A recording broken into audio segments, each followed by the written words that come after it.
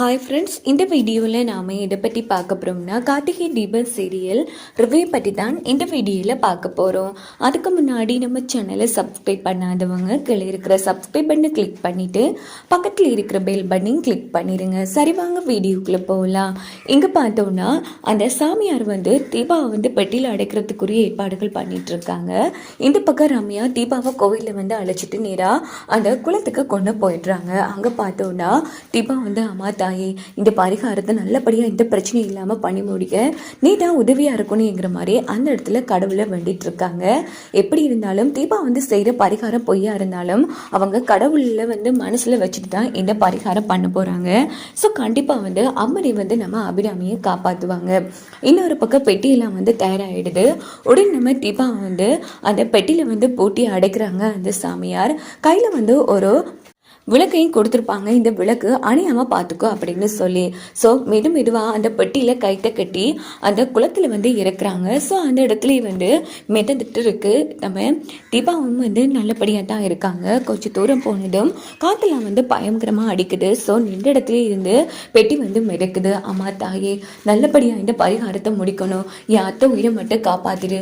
அப்படியே ஒரு உயிர் எடுக்கணும்னு ஆசைப்பட்டீங்கன்னா அது நீ எடுக்கிற உயிர் என்னோட உயிராக தான் இருக்கணுங்கிற மாதிரி தீபா யோசிச்சுட்டே மிதந்துட்டு இருக்காங்க. கயிறு ரம்யா பிடிச்சிட்டு இருக்காங்க. என்ன மேடம், நீங்க அவங்கள போட்டு தள்ளுறன்னு சொன்னீங்க, இப்ப என்னன்னா அவங்களுக்கு பாதுகாப்பா கயிறு பிடிச்சிட்டு இருக்கீங்க. இங்க பாரு, திடீர்னு விட்டா ஒருவேளை தீபா பழிச்சு வந்தாலும் நம்ம மேல சந்தேகம் வந்துடும்ல, அதனாலதான் நான் கொஞ்ச நேரத்துக்கு இப்படியே பிடிச்சிட்டு இருப்பேன். ஒரு கட்டத்துல அதுவா தானா போயிடும், நானும் கயிறு விட்டுருவேன் அப்படின்னதும் சாமியார் சந்தோஷப்படுறாங்க. இங்கே பார்த்தோம்னா நம்ம அபிராமிக்கு எக்மோ கருவி போடுறதுக்குரிய ஏற்பாடுகள் நடந்துட்டுருக்கு. அங்கே பார்த்தோம்னா கார்த்தி அருண் எல்லாரும் ரொம்ப ஃபீல் பண்ணிட்டு இருக்காங்க. ஒரு வழியாக நல்லபடியாக எக்மோ கருவியை போட்டிடுறாங்க. இந்த பக்கம் நம்ம கார்த்திகிட்ட கவலைப்படாதீங்க கார்த்தி, நாங்கள் எல்லாமே போட்டிருக்கோம். ஸோ இது மூலமாக உங்கள் அம்மா பொழைச்சாங்கன்னா அது கண்டிப்பாக கடவுள் புண்ணியம், கடவுளோட ஆசீர்வாதம், மேலே இருக்கிறவங்க என்ன நினைக்கானோ அதுதான் நடக்கும் அப்படின்னு சொல்லிட்டு டாக்டரும் அங்கேருந்து போயிடுறாங்க. ஸோ இங்கே பார்த்தோம்னா இருட்ட ஆரம்பிக்குது.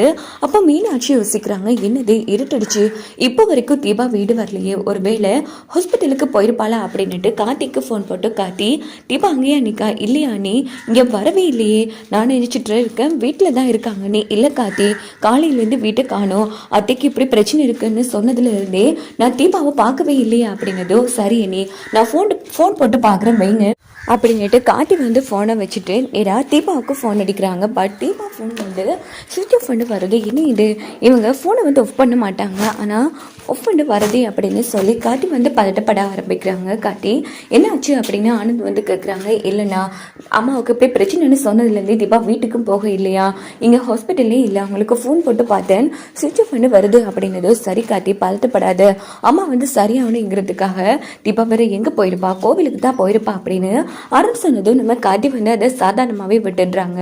உடனே யோசிச்சு பார்க்குறாங்க, தீபா சொல்லியிருப்பாங்க அத்தை நல்லபடியாக சரியாகணுங்கிறதுக்காக நான் பரிகாரம் பண்ண போகிறேன்னு. ஸோ இதை யோசிச்சு பார்த்துட்டு உடனே கார்த்தி, ஆமாண்ணே நீ சொல்கிறது சரிதான், என்கிட்ட அவங்க சொன்னாங்க இப்படி அம்மாவுக்காக பரிகாரம் பண்ணுறேன்னு, ஸோ கண்டிப்பாக பரிகாரம் பண்ண தான் போயிருப்பாங்க அப்படின்னதும், கவலைப்படாத கார்த்தி, தீபா நம்ம அம்மாவுக்காக பண்ணுற பரிகாரம் கூட அந்த அம்மன் நம்ம அம்மாவை காப்பாற்ற வாய்ப்பு இருக்குங்கிற மாதிரி ஆனந்த ஒரு பக்கம் கார்த்திக்கு ஆறுதல் சொல்லிட்டு இருக்காங்க. ஸோ இப்படி இருட்டுடுச்சு. இங்கே பார்த்தோன்னா காற்று அன்றைக்கி நைட்டு ஃபுல்லாக அடிக்க ஆரம்பிக்குது. ஸோ நம்ம ரம்யா வேணும்னே கயிறு விட்டு விட்டு போகிறாங்க. இந்த பக்கம் பெட்டி அங்கேயும் இங்கேயே கிளிய ஆரம்பிக்குது. இதை தீபாவால் உணர முடியுது. அம்மோ நல்லா கெட்டியா புடி அப்படின்னு சொல்லிட்டு இருக்காங்க. கவலைப்படாத தீபா, நான் இங்கே தான் நின்றுட்டு இருக்கேன் அப்படின்னு சொல்லிட்டு, ஐயோ பெட்டியை தண்ணியில் அடிச்சு போகுதே அப்படின்னு சொல்லி வேணும்னே கைட்டை விட்டுடுறாங்க. இங்கே பார்த்தோன்னா தீபாவால் உணர முடியுது ரம்யா கயிறை விட்டுட்டாங்கன்னு. ஸோ அங்கேயும் இங்கேயும் அடிச்சு இருக்கு. அம்மா தாயே, எப்படியாச்சும் இந்த வேண்டுதலாம் முடிக்கணும், அது வரைக்கும் ஆச்சும் எனக்கு என் உடம்புல உயிரை கொடுத்துரு அப்படின்னு சொல்லி தீபா ரொம்ப கஷ்டப்பட்டு வேண்டுதல் பண்ணிட்டு இருக்காங்க. இங்க பார்த்தோம்னா நம்ம ரம்யா, இங்க பாரு எப்படியும் விடியறதுக்குள்ள தீபா கதை முடிச்சிடும், வா போகலாம், இங்க இருந்து ஒன்னா கண்டிப்பா யாருக்கும் சந்தேகம் வந்துடும் அப்படின்னுட்டு ரம்யாவும் அந்த சாமியாரை கிளம்பி நேராக அவங்க வீட்டுக்கு போயிடுறாங்க. இங்கே பார்த்தோம்னா மறுநாள் காலையில் காமிக்கிறாங்க. மறுநாள் காலையில் வரைக்கும் நம்ம தீபா உயிரோடு தான் இருக்காங்க. ஸோ ரொம்ப கஷ்டப்படுறாங்க. மூச்சு கூட தீபாவால் எடுக்க முடியல. இன்னொரு பக்கம் பார்த்தோம்னா அன்னைக்கு காலையில் வந்து டாக்டர் வந்து செக் பண்ணி பார்க்குறாங்க. பார்த்தா நம்ம அபிராமிக்கு வந்து எல்லா பார்ட்ஸுக்குமே வந்து ரத்தோட்டம் வந்து சீராக இருக்குது. உண்மையிலேயே அதிசயம் தான் கார்த்தி. எக்மோ கருவி போட்டுன உடனே வந்து உங்கள் அம்மாவுக்கு எல்லாமே சீரோட்டமாக இருக்குது. ஸோ இதனால் அவங்க பிழைக்கிறதுக்கும் வாய்ப்புகள் இருக்குன்னு எங்களால் உறுதியாக சொல்ல முடியாது. கண்டிப்பாக அந்த கடவுள் புண்ணியத்தில் உங்கள் அம்மா வந்து நல்லபடியாக வருவாங்க கார்த்தி, நம்பிக்கையாக இருந்துக்கோங்க அப்படின்னு சொன்னதும் இந்த பக்கம் ஆனந்த், இங்கே பாரு கார்த்தி, தீபா இப்போ வரைக்கும் வேண்டுதல் பண்ணிட்டு இருந்தா பாரு, அதனால தான் அம்மாவுக்கு எல்லாம் நல்லதாகவே நடக்குது, எப்படியோ அம்மா சரியாகி வந்தாலே போதுங்கிற மாதிரி ஆனந்த் ஒரு பக்கம் பேசிட்டு இருக்காங்க. எங்கே பார்த்தோன்னா அதே வழியால் ஒரு ஆடு மேய்க்கிற ஒருத்தங்க வராங்க. அப்போ தண்ணியில் வந்து பெட்டி மிதங்கிறத பார்க்குறாங்க. என்ன இது பெட்டி ஒன்றும் மிதங்குது, என்னவா இருக்கும் அப்படின்னு சொல்லி அவங்க வந்து பார்க்கும்போது உடனே பெட்டியில் வந்து கயிறு கட்டிக்கிறத கவனிக்கிறாங்க. அப்போ கயிற்றை வந்து பிடிச்சி பெட்டியை வந்து மெதுவாக இழுக்கிறாங்க. இதை வந்து தீபாவால் உணர முடியுது. யாரு அப்படின்னு கேட்டதும் அவங்க வந்து பயப்பட ஆரம்பிக்கிறாங்க. யாருங்க பெட்டிக்குள்ளேருந்து என்ன பண்ணிட்டு இருக்கீங்க, அதுவும் தண்ணியில் அப்படின்னு அந்த நபர் கேட்டதும் அப்போது நம்ம தீபா வந்து புரிஞ்சுக்கிறாங்க, ரம்யா இந்த இடத்துல இல்லை, அவங்க நம்மளை விட்டு போயிட்டாங்கன்னு.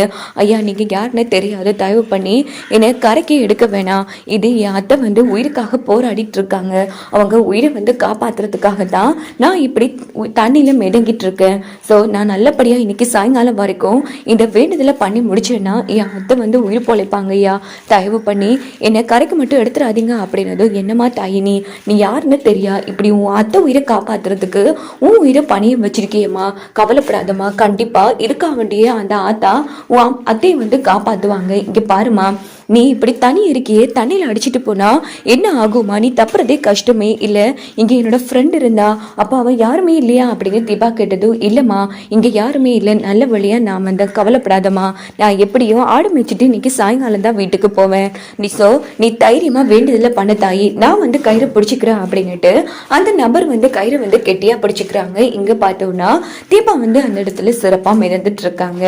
இன்னொரு பக்கம் என்ன நடக்குதுன்னா அடிக்கடி அம்மனை வந்து காமிக்கிறாங்க. ஸோ இப்படியே வந்து சாயங்காலமும் ஆயிடுது. அப்போது சாயங்காலையில் மதியமாகும். உடனே மீனாட்சி ஹாஸ்பிட்டலுக்கு வந்து கத்தி, என்ன ஆச்சு, அதுக்கு எக்மோ கருவி போட்டுட்டாங்களா அப்படின்னு கேட்டதோ, ஆமாம் அண்ணி, அம்மாவுக்கு இப்போ எல்லாமே சீரோட்டமாக இருக்குது, பிளட் வந்து எல்லா பார்ட்ஸுக்கும் சீரோட்டமாக போகுதுன்னு சொல்லியிருக்காங்க அண்ணி, எல்லாம் தீபா பண்ணுற பரிகாரமாக தான் இருக்கும் அப்படின்னு காத்தி வந்து சொன்னது. என்ன காத்தி சொல்கிற, இன்னும் தீபா விடு வரலையா, என்ன அண்ணி நான் வீட்டுக்கு வந்திருப்பாங்கன்னு நினச்சினே, ஐயோ காத்தி மதியம் வேற ஆயிடுச்சு, அப்படி என்ன பரிகாரம் பண்ணிட்டு இருக்கா அப்படின்னு மீனாட்சி ஒரு பக்கம் பதட்டப்படுறாங்க. இங்கே பார்த்தோன்னா நம்ம கார்த்திக் வந்து ஃபோனை கவனிக்கிறாங்க. அதில் தீபா பேசி போட்ட வீடியோ இருக்குது. அதை பார்த்து கார்த்தி வந்து செம அதிர்ச்சி ஆகிறாங்க. அண்ணி இது வீடியோ பாருங்க அப்படின்னு சொன்னதும் மீனாட்சி உடனே அவங்க கண்ட கனவை கார்த்திக்கிட்டே சொல்கிறாங்க. கார்த்தி எனக்கு பயமாக இருக்குது கார்த்தி, அவன் இப்போ எங்கே இருக்கான்னு ஒன்றும் புரியல, எப்படியாச்சும் தீபாவை காப்பாற்றுங்க கார்த்தி அப்படின்னு சொன்னதும் உடனே நம்ம கார்த்தி வந்து அடிச்சு பிடிச்சி தீபா எந்தெந்த கோவிலுக்கெல்லாம் போவாங்களோ அந்தந்த கோவிலில் போய் பார்க்குறாங்க. எங்கே பார்த்தோம் எல்லா இடங்களையும் தேடி பார்த்துட்டு கார்த்தி வந்து ஒரு கோவிலேருந்து ரொம்ப ஃபீல் பண்ணி அழுதுட்டு இருக்காங்க. அப்படியாம்மா என்ன பண்ணிட்டாங்கன்னு, இன்னைக்கு உயிரை கொடுக்குற அளவுக்கு போயிட்டீங்க, எங்கள் வீட்டுக்கு வந்ததுலேருந்தே உங்களுக்கு நிறைய கஷ்டங்கள் தீபா, நான் என்னை பற்றி நீங்கள் கொஞ்சம் கூட யோசிக்காமல் போயிட்டீங்களே, என் அம்மாவுக்கு அடுத்ததாக பார்க்குறதுனா உங்களை தான், கடைசியில் நீங்களே என்னை விட்டு போனா நான் என்ன பண்ண தீபா, நான் இருக்கவே மாட்டேங்கிற மாதிரி கார்த்தி ரொம்ப ஃபீல் பண்ணி அழுதுட்ருக்காங்க. அப்படின்னு பார்த்து ஒரு சாமியார் வராங்க. என்ன ஆச்சுப்பா, இங்கே பாரு, இங்கால அம்மா உயிர் இங்கால பொண்டாட்டி உயிர்னு ரெண்டு உயிரை தத்தளிக்குது, எந்த உயிரை காப்பாற்றணும்னு குழப்பத்தில் இருக்கியா அப்படின்னு கேட்டதும், சாமி அது வந்து அப்படின்னு கார்த்தி சொல்லும்போது, கவலைப்படாதப்பா, ஆனால் அந்த ஆண்டவன் எழுதின விதியை யாராலையும் மாற்ற முடியாது, ரெண்டு உசுரில் ஒரு உசுரை போகிறது நிச்சயம் அப்படின்னதும் கார்த்திக்கு வந்து இடியே விழுந்த மாதிரி போயிடுது. ஒரு வேளை நீ உன் பொண்டாட்டி உயிரை வந்து காப்பாற்றினீன்னா உன் அம்மா உயிர் போகிறது நிச்சயம், அப்படி உன் அம்மா உயிரை காப்பாற்றணும்னு நினைச்சேன்னா உன் பொண்டாட்டியை தேடுறதை விட்டுருப்பா அப்படின்னு சொன்னதும் கார்த்திக்கு இடியே விழுந்த மாதிரி போயிடுது. வழக்கன் வேணுமா இடக்கண் வேணுமான்னு கேட்டால், என்ன சாமி நான் சொல்லுவேன் அப்படின்னு கார்த்தி வந்து பேசுகிறாங்க. இங்கே பாரு, நான் என்ன மீறி கடவுளுங்கிற ஒரு சக்தி இருக்குப்பா, அதே மாதிரி நீ உன் பொண்டாட்டி மேலே வச்சிருக்கிற காதல் வந்து அதை விட உயர்வானது, ஸோ எப்படியாச்சும் உன் பொண்டாட்டி இருக்கிற இடத்த உன்னால் கண்டுபிடிக்க முடியும் அப்படின்னு சொல்லி ஒரு க்ளூ வந்து கொடுக்குறாங்க கார்த்திக்கிட்ட. இங்கே பாரு, கவலைப்படாத, கிட்டத்தட்ட உன் பொண்டாட்டி வந்து சிறப்பாக பரிகாரத்தை முடிக்க போகிறா, சாயங்காலத்துக்குள்ளே எப்படியாச்சும் அவள் அந்த பரிகாரத்தை முடிச்சிடுவா, ஒரு வேளை அப்படி முடிச்சு அவள் உயிரோடு இருந்தான்னா அது அந்த கடவுளோட ஆசை தான், அதுக்கு முதல்ல நீ உன் பொண்டாட்டி இருக்கிற இடத்த கண்டுபிடிக்கணும், ஏன்னா அவள் பரிகாரம் செஞ்சு முடிக்கிறதுக்குள்ளே நீ அவளை வந்து பார்த்துட்டேன்னு சொன்னால் எந்த பிரச்சனையும் இல்லை, அவளை நல்லபடியாக காப்பாற்றிடுவ, இல்லை அவள் பரிகாரம் பண்ணி முடிச்சதுக்கு அப்புறமா போனீங்கன்னா உன் பொண்டாட்டி உனக்கு கிடைக்க மாட்டான், ஆனால் நிச்சயமா உன் அம்மா உயிரோட இருப்பா. ஸோ 2 உயிரை நீ காப்பாற்றணும்னா உன் பொண்டாட்டி பரிகாரம் முடிக்கிறதுக்கு முதல் நீ அவள் இருக்கிற இடத்த கண்டுபிடி அப்படின்னு ஒரு குழு வந்து கொடுத்ததும் கார்த்தி வந்து பிரில்லியண்டாக யோசிச்சு அந்த குளத்தை வந்து கண்டுபிடிச்சிடுறாங்க. ஸோ இப்படி வந்து சாயங்காலம் ஆகுது. அப்படின்னு பார்த்து ஏற்கனவே ஒருத்தங்க ஆடு மேய்க்கிற ஒருத்தங்க அந்த கயிறை வந்து பிடிச்சிட்டு இருப்பாங்க. அப்போ நம்ம தீபா வந்து ரொம்ப நன்றி, என்ன சாயங்காலம் வேற ஆக போகுது போல என்னால் உணர முடியுது, அவ்வளோ நேரத்துக்கு என் கூட இருந்ததுக்கு ரொம்ப நன்றிங்கிற மாதிரி தீபா சொன்னதும் அந்த நபருக்கு வந்து ரொம்ப நேரமாக வீட்லேயே கயிற்று பிடிச்சிட்டு இருந்ததால எந்த ஒரு நிதானமே இல்லாமல் மயக்க நிலைமையில் இருக்காங்க. ஸோ கயிறையும் விட்டுடுறாங்க. இப்படியே கார்த்தி வந்து தேடி பார்க்குறாங்க. பார்த்தா அந்த குளத்தில் வந்து பெட்டி மிடுங்குது. இதை பார்த்து கார்த்தி செம்ம சந்தோஷப்பட்டு தீபா அப்படின்னு சொல்லி கத்தி ஓடிட்டு வராங்க. இன்னொரு பக்கம் பார்த்தோம்னா நல்லபடியாக வந்து நல்லபடியாக வந்து பரிகாரம் முடிஞ்சிருச்சுங்கிற மாதிரி தீபாவால் உணர முடியுது. ஆனால் கைத்தை இழுங்க அப்படின்னு சொல்லும்போது அந்த ஆளுக்கு வந்து உணர்வே இல்லை. இன்னொரு பக்கம் கார்த்தி வந்து தீபா நான் வந்துட்டேன் அப்படின்னு சொன்னதும் தீபா வந்து சந்தோஷப்படுறாங்க. நீங்கள் எப்படிங்க இங்கே வந்தீங்க, அதெல்லாம் இருக்கட்டும் அப்படின்னு சொல்லி பெட்டியோட கயிறு வந்து இழுக்கலான்னு போகிறாங்க கார்த்தி. ஆனால் கார்த்தியால் இழுக்கிறது ரொம்ப கஷ்டமாக இருக்குது.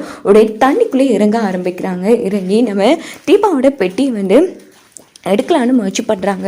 தண்ணியில் வந்து பெட்டியை அடிச்சுட்டே போகப்படுது. ஸோ கார்த்தி வந்து எவ்வளவோ முயற்சி பண்ணியும் நம்ம தீபா இருக்கிற பெட்டியை வந்து கார்த்தியால் தொடக்கூட முடியல. பெட்டி வந்து தண்ணிலேயே அடிச்சுட்டு போயிடுது. ஸோ இதனால் கார்த்தி வந்து பயங்கரமாக அழுதுட்ருக்காங்க. என்ன காரியங்க பண்ணிட்டீங்க, என் அம்மா உயிரை காப்பாற்றுறதுக்கு நீங்கள் உங்கள் உயிரை பணியம் வச்சுட்டீங்களேன்னு. இன்னொரு பக்கம் நம்ம ஆனந்த் வந்து ஃபோன் அடிக்கிறாங்க கார்த்திக்கு. ஆனால் சொல்லுனா கார்த்தி ஒரு சந்தோஷமான விஷயம்டா, நம்ம அம்மா நமக்கு கிடைச்சிட்டாங்க, இனி அம்மாவுக்கு எந்த பிரச்சனையும் இல்லைன்னு டாக்டர் சொல்லிட்டாங்க. முக்கியமான விஷயம், எக்மா கருவி பூட்டவே தேவையில்லையா, அவர் சொன்ன மாதிரி கடவுள் தான் காப்பாத்திருக்காரு அப்படின்னு சொன்னதும் கார்த்தி வந்து பயங்கரமா அழுதுட்டு இருக்காங்க. கார்த்தி என்ன ஆச்சுடா, அம்மா தீபாவை பாத்தியா, அண்ணன் அம்மா பொழைச்சிட்டாங்க ஆனா தீபா போயிட்டாங்க அப்படின்னு சொன்னதும் ஆனந்துக்கு இடியே விழுந்த மாதிரி போயிடுது. அவங்க ஒரு பக்கம் பயங்கரமா அழ ஆரம்பிக்கிறாங்க. என்ன ஆச்சு அப்படின்னு சொன்னதும் நம்ம தீபா வந்து அவ உயிரை விட்டுட்டு நம்ம அம்மா உயிரை காப்பாத்திட்ட அப்படின்னு சொல்லி எல்லாருமே வந்து பயங்கரமா அழுதுட்டு இருக்காங்க. கார்த்திக்கு வந்து தாங்கவே முடியல. இன்னொரு பக்கம் அந்த ஆடு மேய்க்கிறவர் எழுந்திருக்கிறாரு. உடனே கார்த்திக்கிட்ட என்ன ஆச்சுப்பா, அந்த பொண்ணு பரிகாரத்தை முடிச்சிட்டாளா, இல்லைன்னு பெட்டியை அடிச்சுட்டு போயிட்டு அப்படின்னு சொன்னதும் கவலைப்படாதப்பா, எப்படியும் அங்கால ஒரு ஓடை இருக்கும், கண்டிப்பா அந்த ஓடையில பெட்டி இருக்க வாய்ப்பு இருக்கு, வா நம்ம தேடலாம் அப்படின்னு சொல்லி அந்த ஆடு மேய்க்கிறவரும் கார்த்தியும் வந்து ரொம்ப கஷ்டப்பட்டு அந்த பெட்டி எப்படி இங்கால தான் அடிச்சுட்டு வந்திருக்கும் அப்படின்னு சொல்லி வளைச்சு தேடிட்டு இருக்காங்க. ஒரு கட்டத்துல அந்த பெட்டியை வந்து கண்டுபிடிச்சிடுறாங்க. அப்படின்னு பார்த்து அந்த ஆடு மேய்க்கிறவரும் கார்த்தியும் சேர்ந்து ஒரு வழியா வந்து அந்த பெட்டியை கரை சேர்த்துட்றாங்க. ஸோ ஓப்பன் பண்ணி பார்க்குறாங்க. தீபா வந்து பேச்சு மூச்சு இல்லாமல் கிடைக்கிறாங்க. இது பார்த்து கார்த்தி பயங்கர